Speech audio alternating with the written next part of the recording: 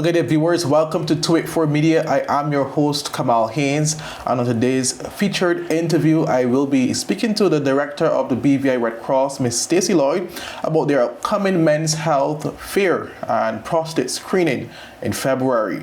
We get to all those details right after a word from our sponsors. Orange alert! Orange alert! Fire is spreading across the BVI. The fastest, most reliable, and affordable fiber internet service is here for you. Look out for fire in these new locations: Slaney, Duff Bottom, Manual Reef, Seacows Bay, Albion, Hannah's, Palestina, Pleasant Valley, and Havers. Fiber is in your area. Call 444-4444 or visit a CCT store to find out more and bring it home. More locations coming soon.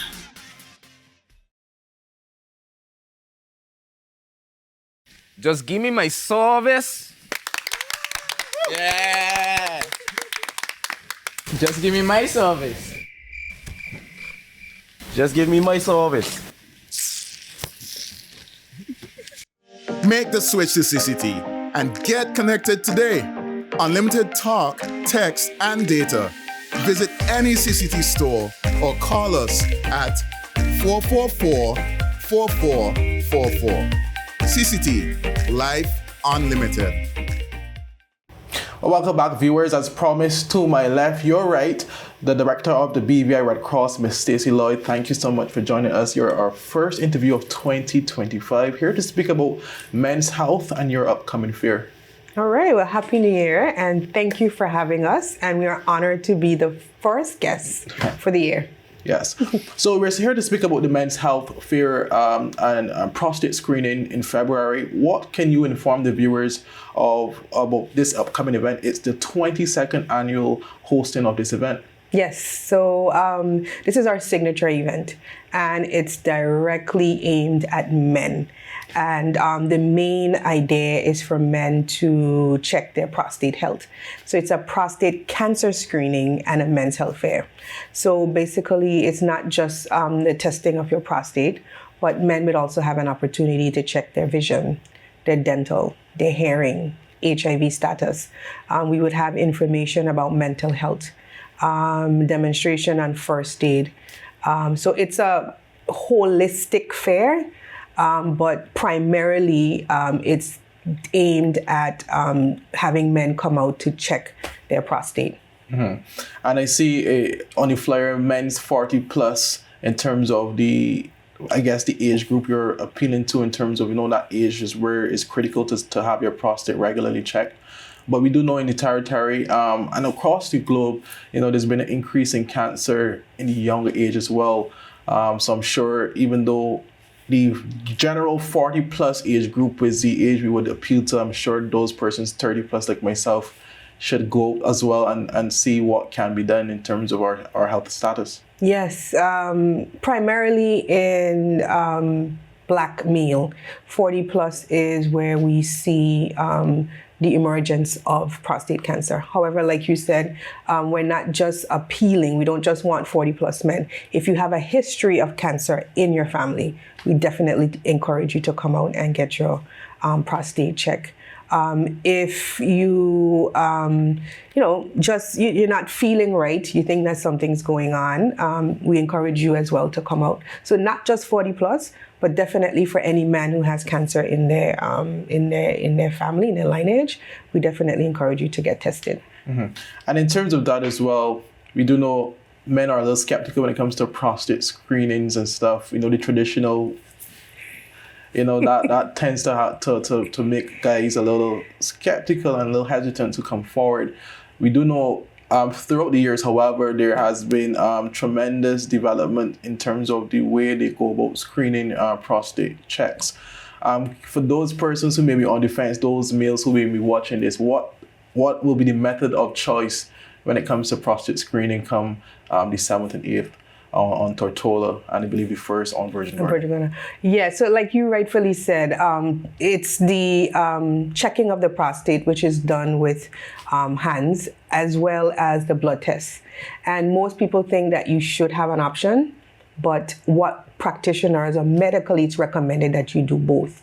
So you might just do the blood test and nothing shows up, but checking the rectum, checking the anus actually gives a better indication of any type of irregularities that's happening within the prostate.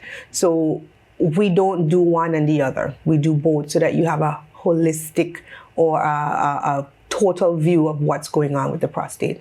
Yes, it's something that men, like you said, it's taboo. But what we've seen, this is our 22nd year, men are traditionally now becoming more open to having their prostate checks. And that's why we continue to do it. Mm-hmm.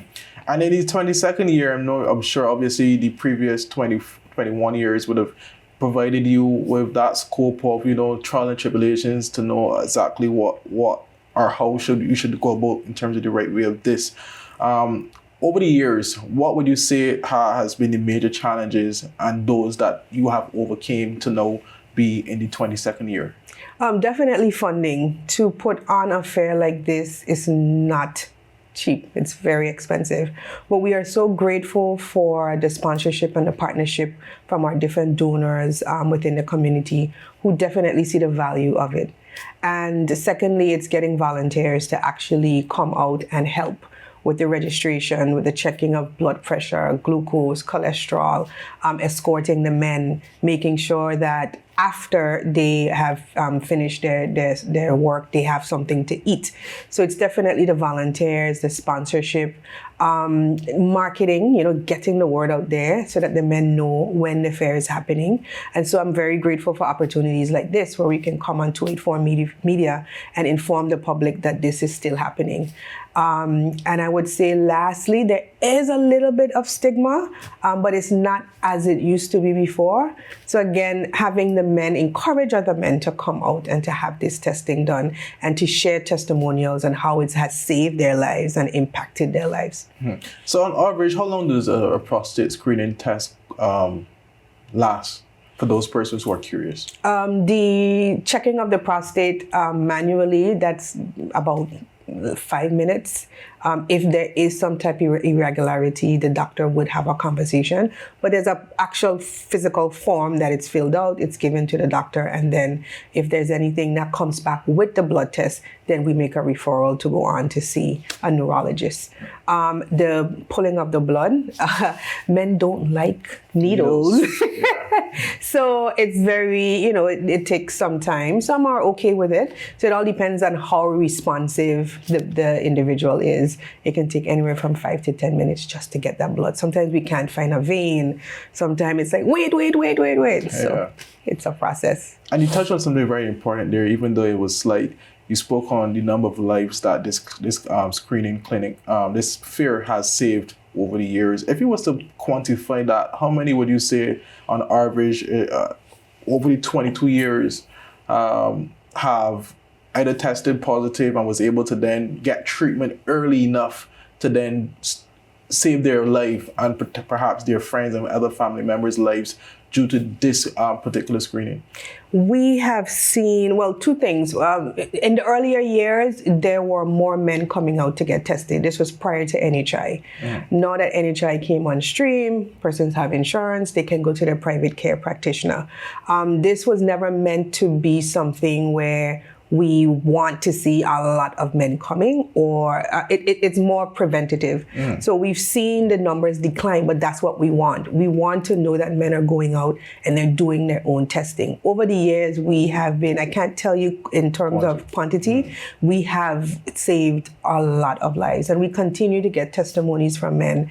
I remember in 1998, my test came back positive, and I went on and I got treatment, and 20 years later, I'm here.